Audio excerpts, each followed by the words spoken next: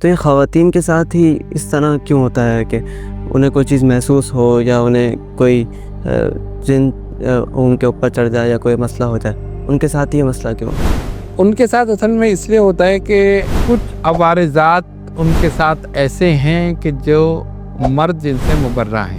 مثلاً وہ اوقات جن میں وہ نماز نہیں پڑھ سکتی تو ان میں شیطان قریب ہوتا ہے، اور ان اوقات میں اگر وہ باہر نکلیں یا وہ کریں اور کوئی ایسی جگہ ہو تو وہ جلدی اثر قبول کر لیتے. اس لیے خواتین کو پہلے ہی احتیاط کرنی چاہیے.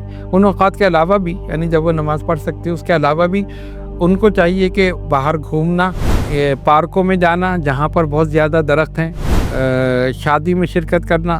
اب بعض جگہ تو ہال ہیں، بعض جگہ اوپن ایئر، بالکل درخت ہیں، وہاں پر گھاس ہے، یہ ہے وہ ہے، تو وہاں جا کے بال کھول کر جانا تو ظاہر جو اثرات ہوتے ہیں وہ فوراً آ جاتے. اب دیکھیں نا، شریعت کا حکم اپنی جگہ کتنا پیارا اور کتنا اتھینٹک ہے کہ وہ کہتے ہیں کہ عورت کو پردے میں ہونا چاہیے. تو اگر پردے میں ہے تو کوئی مسئلہ نہیں، لیکن وہاں تو بال کھول کے فیشن کر کے اپنے آپ کو دکھانا، یہ کرنا وہ کرنا. تو انسان جب جن بھی دیکھتے ہیں تو ظاہر ہے پھر وہ اثرات تو ہوتے ہیں.